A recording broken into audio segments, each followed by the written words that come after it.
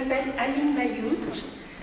Je suis présidente de l'association des anciennes MC, équipe médico-sociale itinérante, depuis septembre. Nous sommes une association nationale, bien sûr, affiliée à l'Union nationale des combattants depuis de nombreuses années maintenant. Nous sommes très fiers d'appartenir à cette association qui est la référence du monde combattant. Alors moi, personnellement, je vais quand même me présenter. Je suis née à Paris, de mère française, métropolitaine, et de père kabyle, qui était arrivé en Algérie à l'âge de 15 ans et qui n'est jamais retourné en Algérie. Je suis allée en Algérie à l'âge de 17 ans, en 1956. C'était la guerre d'Algérie, j'étais chez ma tante et je me suis engagée dans les équipes médico-sociales itinérantes qui ont été créées en 1957 par le général Salan, Et parallèlement, je faisais partie du mouvement de solidarité féminine créé par Madame Salan et dirigé dans la région d'Alger par Madame Massu. Voilà, jusqu'en 1962. Donc j'étais dans les équipes médico-sociales itinérantes. Et je ne peux pas dire autre chose. Voilà, je suis viscéralement française. Je n'ai jamais eu d'autre nationalité que française. J'ai assisté au massacre des Harkis, des Pieds Noirs, à beaucoup de choses. Je suis un peu traumatisée parce que ma famille aussi a été massacrée. Nous sommes allés avec mon mari en Algérie après l'indépendance pour son travail. En tant que Français, j'aurais pu avoir la double nationalité. Je suis contre. Nous n'avons jamais eu d'autre nationalité que la nationalité française. Donc tout est possible. Je suis encore vivante. Je suis française à part entière. Et je crois qu'un des plus beaux jours de ma vie, ça a été quand nous avons eu le drapeau des équipes médico-sociales itinérantes il y a quelques années. Je ne peux pas dire autre chose parce que ça remue beaucoup de choses chez moi.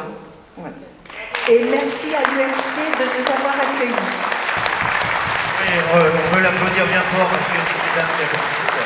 Je dois préciser que cette personne que je commence à connaître, puisque je la vois très souvent à l'Arc de Triomphe, effectivement, porter fièrement son drapeau. Ça aussi, ça mérite un applaudissement supplémentaire.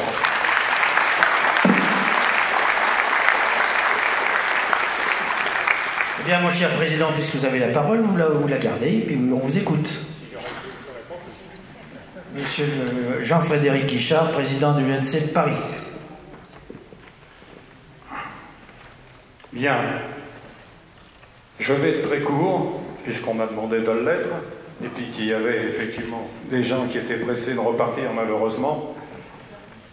Donc, monsieur le ministre, monsieur le député maire, monsieur Rakoto, directeur de l'ODAC, monsieur le représentant des anciens combattants du 15e, monsieur le président national, monsieur Pierre Saint-Macary, monsieur Gourin, président de la 15e section, pour ceux qui ne le savent pas encore, cher ami, et puis très cher porte-drapeau.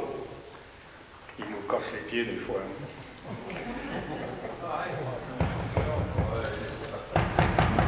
Ils sont pas contents. Nous voici rassemblés pour entendre... Non, vous n'êtes pas ici pour entendre de longs discours. Vous en avez l'habitude, mais pour nous permettre une discussion, je l'espère, émettre des avis, des idées, et surtout voir une conception sur l'avenir de l'UMC. Et cela reste ma priorité, notamment pour cette année, mais ça l'a été effectivement pour les années précédentes, et ça sera encore pour la suite. Déjà, et c'est demain, se profile un grand rendez-vous, celui du centenaire de la fin de la Première Guerre mondiale, mais surtout nous concernant, c'est celui de l'UNC, cher UNC que nous aimons. Son passé, son présent est bien connu de nous tous, car après sa création, et il faut le dire, et ne pas avoir peur, elle est quand même, l'UNC, la première association d'anciens combattants, et nous comptons à l'heure actuelle, sur le territoire et l'autre, plus de 200 000 adhérents. Donc, nous l'aimons, car après la création de notre association par nos grands-pères, nos pères